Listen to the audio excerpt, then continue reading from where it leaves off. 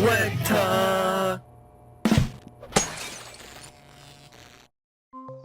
Today, I thought we could take another close look at the darker side of Bully that even some hardcore fans are unaware of. But instead of covering unused content, we'll be having a look at disturbing details that somehow made it to the final cut of the game.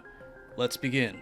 Arriving at the academy, Jimmy Hopkins quickly finds himself being admonished by the school's principal, Dr. Crabblesnitch. Throughout this cutscene, your attention is always drawn towards Crabblesnitch's arrogant ramblings, Miss Danvers' almost servant-like behavior, and, well, Jimmy's reaction to all of this madness. I think you have to give the animators and actors a lot of props for this cutscene because they are pretty effective at drawing away your attention from the fact that Crabblesnitch keeps several pieces of human remains in jars around his office. Most people never notice this, and by accessing the office via mods, we can see that he has a total of 1 hand, 3 brains, and 1 set of internal organs. One could make the case that he's just interested in biology, but to keep all of this on display for anyone who gets sent to his office, I don't know, it feels like a way for him to intimidate students into submission. He also seems to really enjoy decorating his office with animal bones and taxidermy. One piece of dead animal decor appears to be some type of raptor, either a hawk or a falcon, and this giant one in the middle is definitely a vulture. Pretty obvious symbolism there. And lastly, as a nod to both the Academy's name and the town of Bullworth, he's got a bull's skull mounted on the wall behind his brain collection. Moving on to the biology classroom, we can see a wide array of Homo sapien leftovers. 4 skulls, 6 brains, 12 sets of innards, 3 hands, and 6 fetuses. It's one thing to have maybe a human heart in some formaldehyde so that you can give any curious students an up-close look at the human anatomy, but to keep actual fetuses in jars scattered about the classroom is... nah, man. Nah. And as if that wasn't horrifying enough, we have not just 1, but 2 decapitated heads of what appears to be teenage boys, possibly former students at the academy. Either that, or both of these boys knew that they would die soon, so they signed up to become organ donors, and then the school was given their remains for educational purposes. And no, I looked it up, there is no age limit whatsoever to becoming an organ donor. I guess a baby could do it. For some reason, the chalkboard also has the word kill written on it. Now this could easily be part of a normal lesson on prey and predator, but I don't know. The presence of actual dead people in the room somehow makes me a little suspicious. And speaking of dead people, it's possible that the school, unbeknownst to the parents who send their kids there, has its very own morgue. When searching the school basement, I found blood on some parts of the floor, most noticeably in 2 of the cages. One of them is almost covered in it. Initially, I thought this chain link fence was being illuminated by a red light, but I couldn't find any red light sources outside of these very small lamps next to the switches, and this flashing light above the broken down elevator. The red also appears to only be applied to the fence and not the frame holding it in place, and by heading to one of the switches, we can see a lot of blood covering the wall next to it, ostensibly dripping out of the vents. In another cage, there's both a very noticeable smear of blood on the floor, and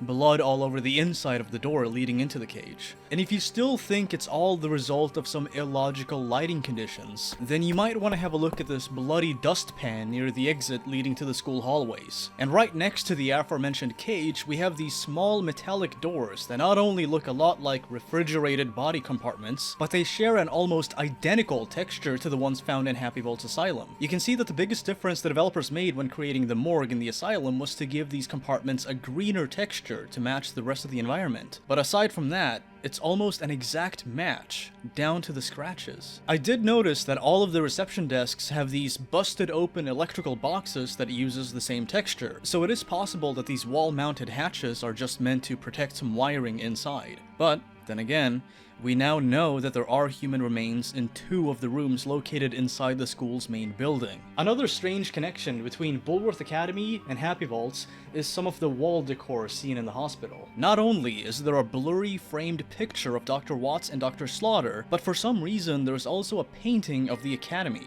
Fun fact, both of these are repurposed Bully concept art from around 2005. And, just like the floor in the school basement, traces of dried blood have been left on a medical exam table in the morgue. Wait a minute. A medical exam table in a morgue. You know, if I walked in for a checkup and they're like, oh yeah, just drop your pants, and I look around and it's a morgue, I'll be like, you know what, doc, I think I'm good, I'll just take my chances. Thank you anyway, peace. But the weird commonalities don't end there. I'm sure a lot of you know that GTA, Bully, and Manhunt all take place within the same fictional universe. Townsfolk will sometimes reference the latest Starkweather movie, and a car from GTA 3, the Stallion, can be seen in the shop classroom. But did you know that the condescending and at sometimes downright sadistic voice sometimes heard over the Asylum PA is the exact same as the PA voice used for Dixmoor Asylum in Manhunt 2? Don't worry. The rumors of electric shock therapy are only that. Rumors. There's no such thing here.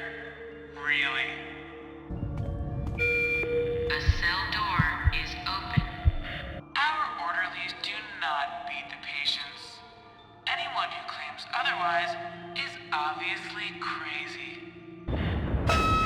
Cells locked down. Knowing that both of these asylums exist in the same universe, it makes me wonder if they're owned and operated by the same company. They both have abusive orderlies, they both have the same eerie PA voice, and they over-medicate and treat their patients more like they're rabid animals than human beings. While we're on the topic of the treatment of animals, one thing that I never realized is that the Wondermeats meat processing plant actually doubles as a slaughterhouse. There are 5 animal pens covered in dried old blood, right next to the very place where the meat cutting happens. And the fact that they're adjacent to this weird ring, obviously intended for some type of spectating, I don't know, I'm starting to get a little concerned. Noticing that the vents here, just like the 2 in the school basement, are leaking blood doesn't exactly put my mind at ease. Something's going on, and whatever that is, you might be better off not knowing the next time you chow down on some mystery meat from Yum Yum Market. Maybe I'm getting a tad bit paranoid here, but the horrid conditions of Wondermeats might have something to do with the yellow police tape blocking off the entrance of the Slabo Meat Deli. Someone either died here or did something highly illegal. Perhaps it's a subtle callback to the Carnicero Romero butcher shop in Grand Theft Auto Vice City. By having a close look at the display window, you can see that they're selling human organs, so it might have a connection to that. Then again, New Coventry is a crime-ridden area with other locations closed off by the local police, so this could easily be a coincidence.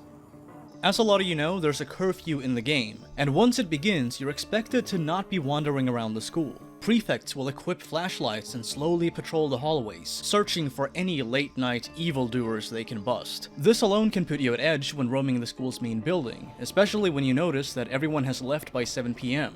But what makes it even more off-putting is that once the clock reaches 8 PM, you'll start hearing these haunting noises.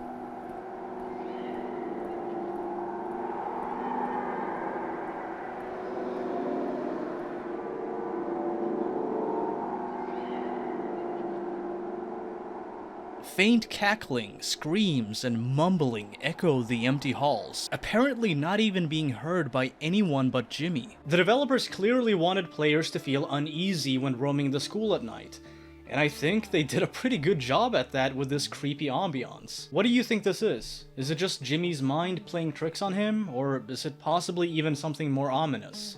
Let me know in the comments below. One final detail I'd like us to have a look at is arguably one of the oldest myths in Bully. By heading to this alleyway in New Coventry, you can hear a baby crying, and the more you listen to it, the more distressing the cries get. Fans have for over a decade now speculated that the noise is coming from a nearby car, some even believing it to be a child trapped inside. Now, as fitting as this would be for a video like this, I have to point out that this is false. The audio is actually emitting from one of the buildings, not the car. The name of the audio is babycry02.wav, and it can also be heard coming from another nearby apartment complex. So I guess after 14 years, we can now consider this myth bullshit. I mean, busted. It's all good, folks. Nothing to see here. Just move along. Mind your own business. It's just an unattended baby crying desperately. Before I wrap up this video, I have a few quick announcements to make. First off, I'm turning these creepy bully content videos into a brand new series on my channel. So if you're craving for some more unsettling content in this game, check out the Dark Side of Bully playlist. Secondly, I was recently interviewed by a longtime viewer of mine who's doing a podcast called Do You Mind? So if that sounds interesting, or you just want to know what I've been up to up until my recent comeback here on YouTube, you can find a link to that down below. And lastly, Join my Discord now! 18 plus, link down below. Anyway, that's it for this video. You folks, as always, stay eerie. Peace. I hope this gives me nightmares.